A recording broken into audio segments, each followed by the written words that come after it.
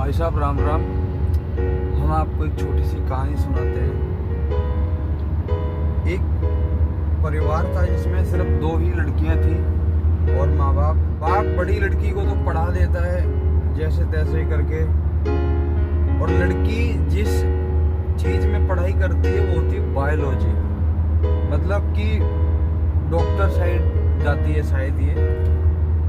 उसको फिर कोई ज्ञानी व्यक्ति मिलता है जो उसको बताता है कि भाई बायोलॉजी तो डॉक्टरी में जाती है, तुम्हें नर्सिंग की तैयारी करनी चाहिए, उसके फॉर्म डाल दो, पेपर आएंगे, पेपर दे देना।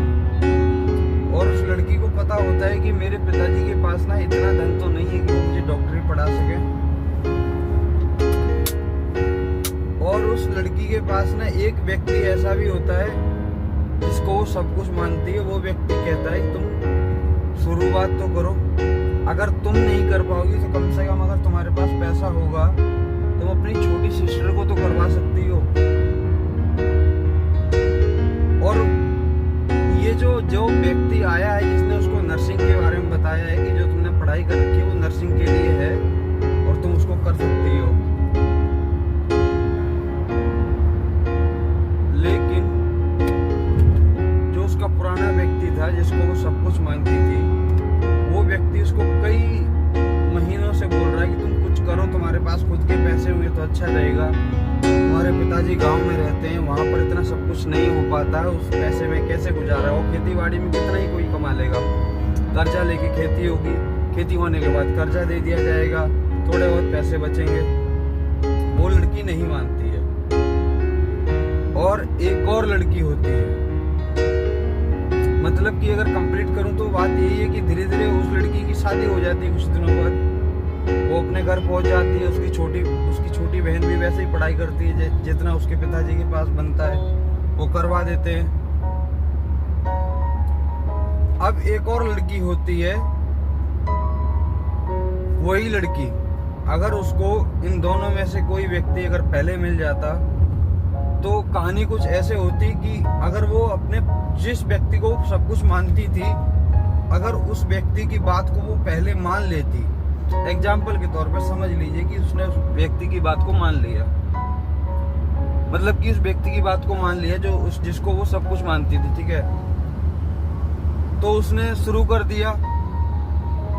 पहले भाई पापा खर्चा चलाते थे, अब वो कमाने लग गई है तो अपने सारे खर्चे तो वो खुद ही कर लेती है। लड़कियों के भी खर्चे होते हैं ना भाई, गांव में रहती है तो इसका मतलब ये थोड़ी नहीं है कि कोई खर्चा ही नहीं है। कपड़े लत्ते, फंक्शन में जाना है, किसी की शादी ब्याह बर्थडे, चाहे लड़का हो चाहे लड़की हो, अगर अपनी जेब में खुद की जेब में पैसा है ना भाई तो बहुत कुछ होता है, अपने खुद फैसले ले सकती है छोटे मोटे। तो वो लड़की उस लड़के की बात मान लेती है, उस लड़के की बात मान लेती है। तो मैप चल रहा है, कोई स्क्रिप्ट नहीं चला रखी है। उस लड़के की बात मान करके वो फैसला ले लेती है कि मैं कुछ काम करूंगी, उससे वो कुछ पैसे कमाने लगती है।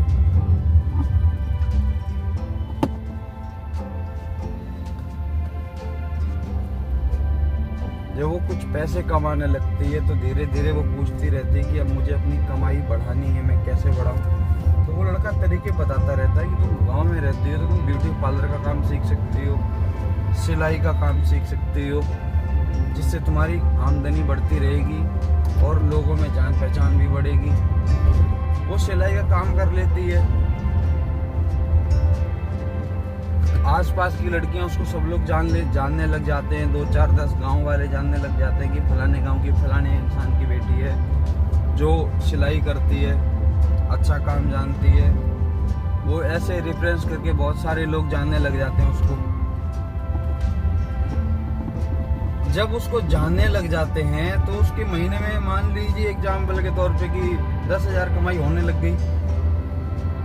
अब उसकी 10,000 कमाई होने लगी। जब उसको पता चला, जिसको वो सब कुछ मानती थी, उस व्यक्ति ने बोला अब तुम्हें सब लोग जानते हैं तो एक काम करो, तुम अपनी कोई कटिंग जो तुम करती हो उसमें से कोई एक सूट ऐसे एज अ लॉन्च कि तुम सबको बता दो कि मैंने ये डिजाइन बनाया है और ये चल रहा है।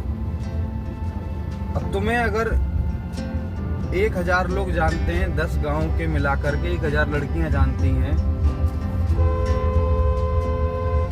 तो वो लड़की को जब समझ में आता है कि हाँ मुझे 1000 लड़कियां तो जानती हैं, तो जो जिसको वो सब कुछ मानती है, उसके कहे मुताबिक एक डिजाइन को अपने व्हाट्सएप ग्रुप या जो भी उसने बनाया उसने लॉन्च कर दी। वो ड्रेस बनेगी 300-400 रुपए की, उसने बता दिया 700 रुपए।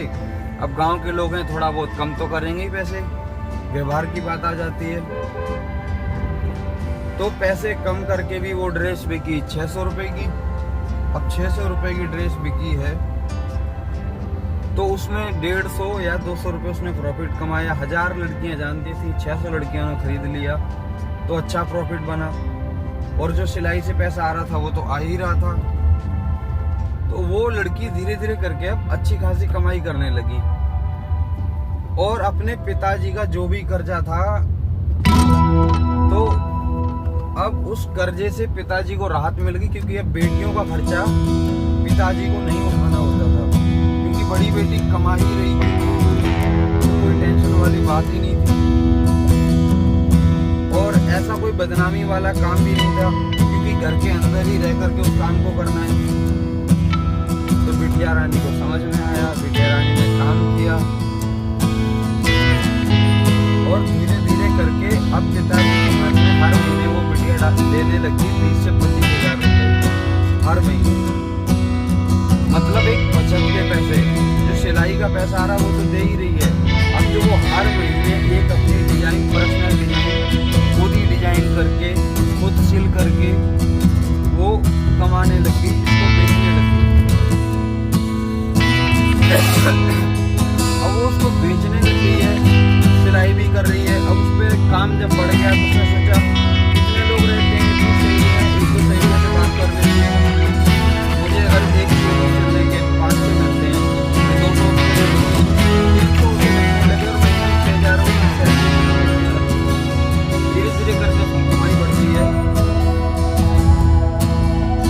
कमाई बढ़ती है तो अपने माता पिता की सहायता करने लगी में।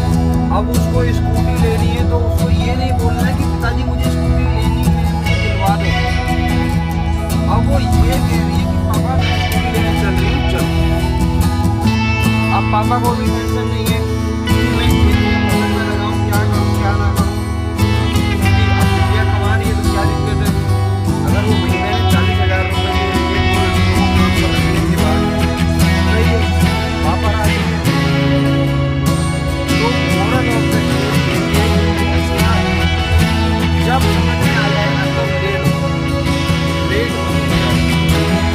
उन्होंने 12 महीने बहुत कम उम्र रहती है, और अगर अपने बच्चों का बड़ा छोड़ करके लगता है कि आप ससुराल जाएंगे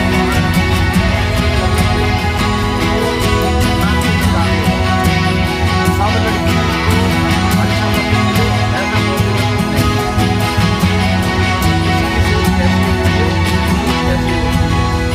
कोई पता चले आपको घर से बाहर ना जाने दे, उसमें आप क्या कर लोगे? तो भाई जिसको मौका अगर मिल रहा है ना तो काम टेंशन मत लो, ये जिम्मेदारी भाई चलती रहती है। तुम्हें अगर मौका मिल रहा है तो निकल जाओ, क्योंकि जिंदगी मौका भाई सबको बार बार तो नहीं देती है। कोई भरोसा नहीं किसकी चांस कब लग जाएगी। इस भरोसे मत बैठो कि मेरे ससुराल वाले तुम्हें कुछ करने देंगे। बहुत कम लोग होते हैं भाई जो करने देते हैं। हमारी परंपरा है, हमारी घर की बेटियां कुछ काम नहीं करती हैं। अरे परंपरा भी है, लेकिन क्या गारंटी है कि तुम्हारी सास तुम्हें खुशहाल ही रखे। तुम्हारा पति ना कमाता, वो भी खेती बाड़ी करता हो। अब अगर तुम सहायता ही नहीं करोगी, मैं ये नहीं कह रहा कि वहां के फैसले तुम लोगी, फैसले तुम नहीं लोगी, बट अगर खुद की कमाई होगी, मान लो कि घर लेना है, प्लॉट लेना है, तो वो ले तो सकते हो ना। अगर कोई ज्वेलरी लेनी है तो पति के भरोसे थोड़ी ना बैठना पड़ेगा। तो मोरल ऑफ द स्टोरी यही है कि जिसको जितना मौका मिल रहा है वो कर लो, जहाँ मौका मिल रहा है। जो आपको काम आता है वो तो कर सकती हो ना यार। अगर तुम्हें पढ़ाना आता है पढ़ाओ, बट उसके आगे का सोचो, नए नए तरीके निकालो। ऐसे तो नहीं हो सकता ना कि अब ABCD पढ़ानी आती तो ABCD पढ़ाई जाओ। कुछ गलत बोला हो तो मैं माफ़ी चाहता हूँ।